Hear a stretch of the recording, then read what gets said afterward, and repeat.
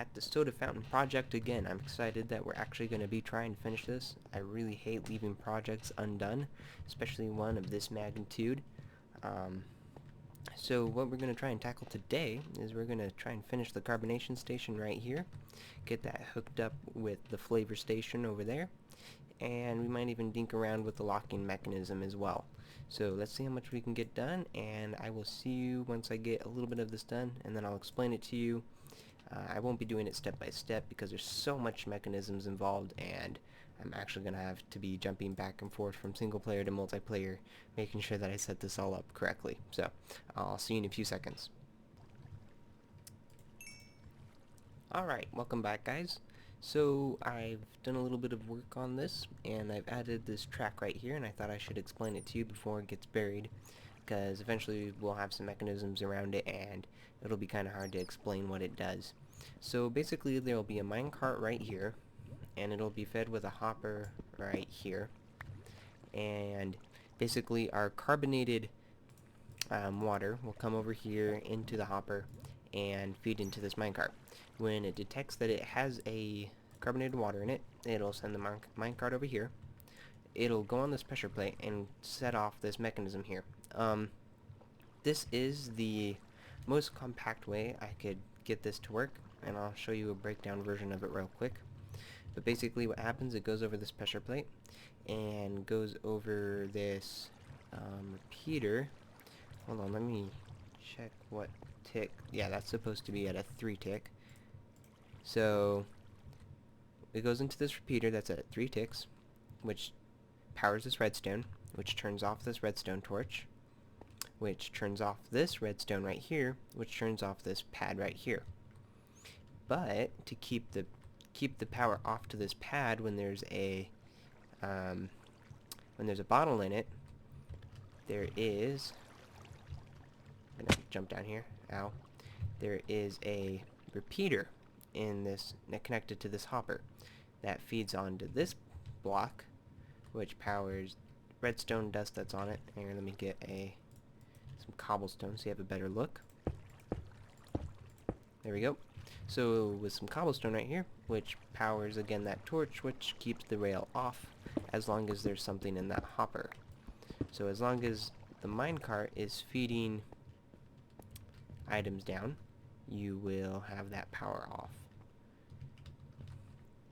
So once there's nothing in the hopper, the powered rail will turn back on and send the minecart back to pick up more carbonated water once it's finished. So that's basically the system I came up with to keep the minecart from going back and forth constantly. That way it stays in one spot and isn't using up any server computations, I believe, while it's just sitting there. At least I hope it doesn't. It's my effort to stay economic. Anyways, I'll go ahead and continue with some more work and show you what we do.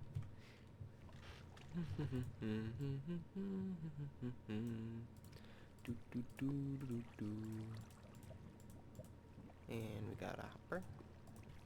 I'm already getting confused. I think it goes right here. Maybe?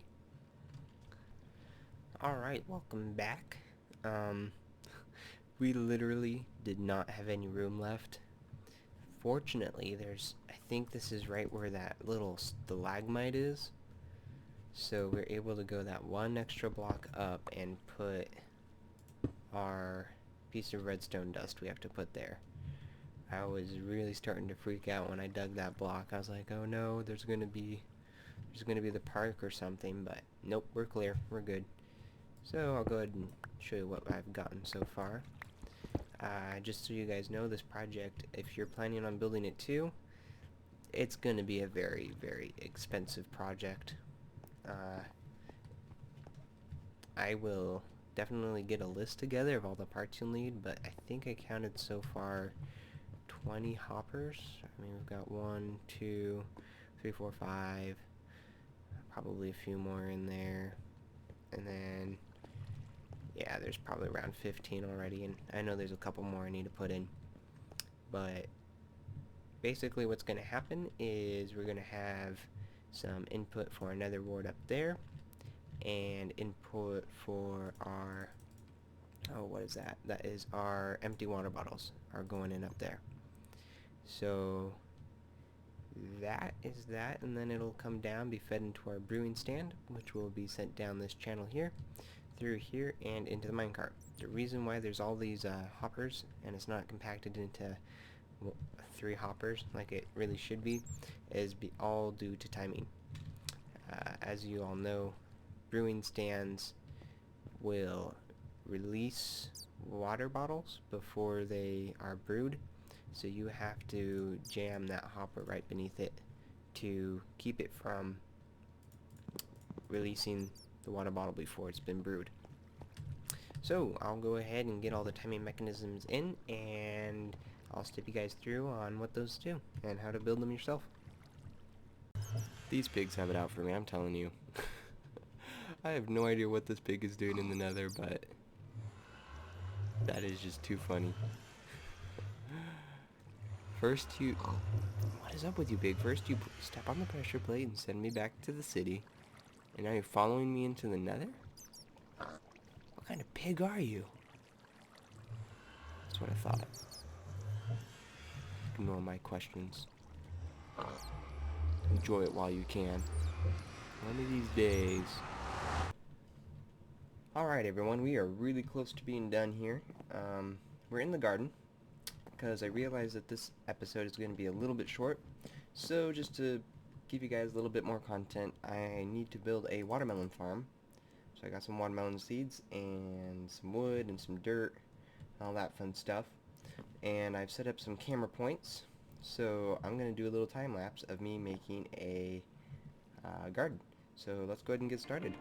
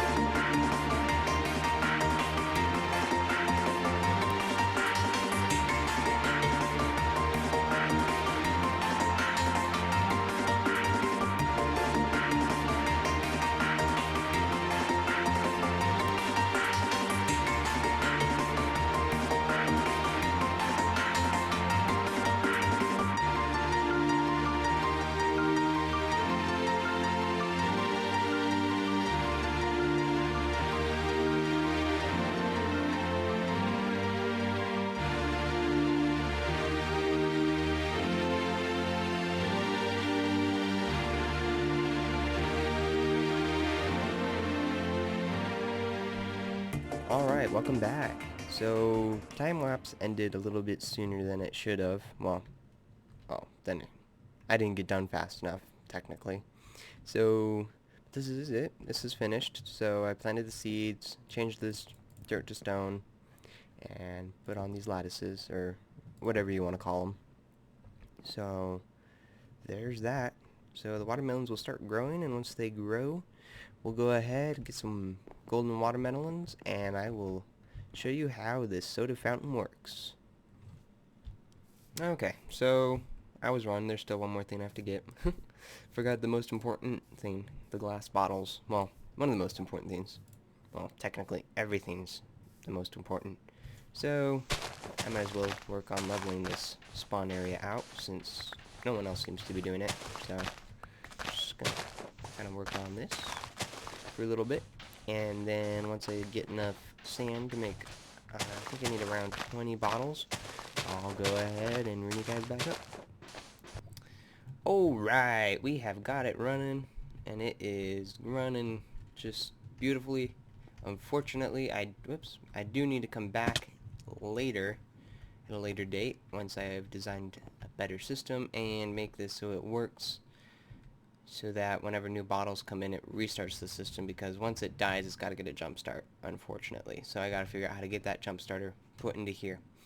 But regardless, it is working. Got our water bottles getting fed through.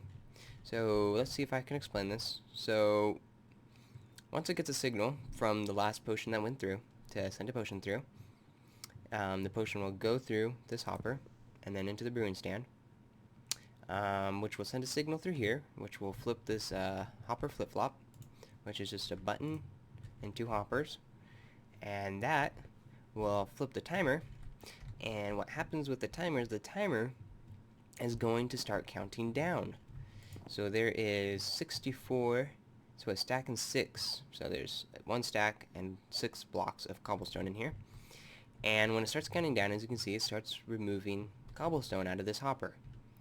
And when it's done doing that, as it just did, that potion will go down, because the signal from this block, redstone right here, was removed. And the reason why that's so important is because it locks this hopper, which stops the potion from up here going down through. So what happens when it's done that? Well, the potion goes down through here and goes through this hopper right here, which has a comparator on it. This comparator comes up through here, and it sends our minecart off to go deliver the potion, as well as reflip the flip-flop right here, which gets the timer to start counting back up. As it does that, as it is right now, is it? No, it's counting down. Anyways, so as it's counting up, when it counts all the way up, it'll activate that block right there with the torch. The torch will go over there. It'll turn off. Yeah, so it'll turn off that torch, which comes over here and turns this torch on, which activates the dropper, sending out a potion, and that potion reflips the flip-flop again, and it starts counting back down to do the all over again. So I have no idea if that made any sense to any of you, but if it did, congratulations, you are now an official genius. Not that I am one, but yeah, this is basically the inner workings of craziness, in a sense. And so I'm just going to kind of look around so you guys can kind of see how this all works. Anyways, so alright, it's working fantastic, guys. There's a big bug you need to watch out for, and that is this piston right here. You need to make sure that there's no block above it, otherwise, like I had it underneath this cobble, if you do that, then basically this piston gets stuck when it shoots down. So now it goes back up like it's supposed to. Alright, so it is working. Let's go ahead and choose a flavor. Voila. And the light just went off, telling us that it can't take any orders right now. And our flavor restocker, we will hook that up to a locking mechanism next episode. And then after that, we'll go ahead and decorate this room, bring this ceiling down 1, and yeah, and then we'll be completely finished. I'm going to be so excited, because this project has been kind of dragging on for a while, but that's okay, that's fine. And hello. So yeah, it's been working pretty good. I'm really pleased with it. And there's our soda. Cheerio. Then you just come over here, clean out your glass, and throw it into the recycle bin. And I don't know if I explained it yet, but that works because the soul sand isn't a complete block height, so the bottle's able to go down a little less than a block, which then the hopper grabs it. So that's a pretty cool little feature there you can use. Alright, so let's go ahead and close this episode up. Doo -doo -doo. Did that work? Nope. 1, 2, 3. Ah, there we go. Alright everyone, thanks for joining. I hope you all enjoyed this episode. I sure did. You know, I got a few suggestions for the dog names, and I liked one of them, so I'm going to be using one of them. So I'm just waiting for another one that I like. So if you haven't made a dog suggestion yet, go ahead and do so. And another thing is I haven't really gotten any comments on what we should do at the end of the episode, so I'm just gonna kind of keep doing this, just kind of babbling. And if I ever find any questions in the comments that I think I could answer, then I'll do that too. So if you do have any questions about how this machine worked that you didn't quite understand or I didn't explain good enough, certainly leave a comment in the video and I will check it out and try and answer you. I'll probably even, if enough people ask, I will release the single player world that I built this in. So yeah, there's some neat stuff for you all to think about. So I hope to see you all next time in this adventure on the Neopolis server. Next episode, let you guys in on a hint, isn't going to be actually us working on the Sody Fountain. No, it's going to be us working with some friends on the server, yeah. But I can't tell you exactly what that's about yet. So, I hope to see you all next time as we go to the nether. Whoops. I said something. Oh well.